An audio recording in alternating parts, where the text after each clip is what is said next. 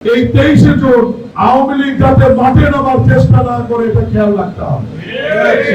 স্বৈরাচার ফ্যাসিস্ট আওয়ামী লীগের প্রতিষ্ঠা বার্ষিকী মানুষের দৃষ্টি, নেতা কর্মীদের দৃষ্টি, প্রশাসনের দৃষ্টি অন্যদিকে নিয়ে গিয়ে এই 23শে জুন আওয়ামী লীগ যাতে মাঠে নামার চেষ্টা না করে এটা খেয়াল রাখতে হবে।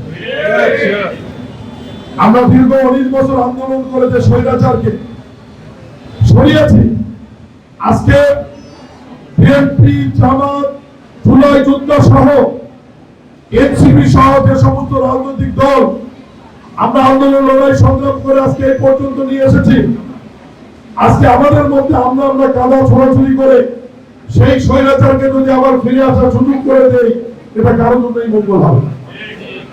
আর এই জন্যই সবাইকে অনুরোধ করব, মানুষের দৃষ্টি, সাধারণ মানুষের দৃষ্টি অন্যদিকে প্রবাহিত করবার জন্য, দৃষ্টি গোচর করবার জন্য যে আনুষ্ঠানিকতা চলছে, এখান থেকে সবাই সরেছে।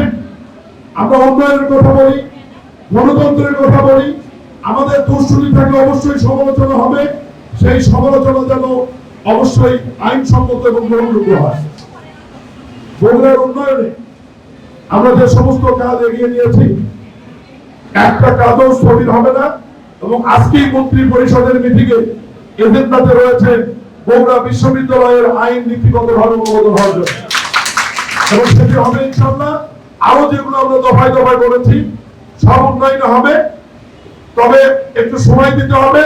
আমি শুধু এইটুকু অনুরোধ করব যে এই জুন মাসে আওয়ামী লীগ, স্বৈরাচার আওয়ামী লীগ, ফ্যাসিস্ট আওয়ামী লীগ 23শে জুনকে সামনে রেখে যাতে কোনো ষড়যন্ত্র করে না পারে, এই ব্যাপারে সবাইকে সজাগ থাকার আহ্বান জানাবো।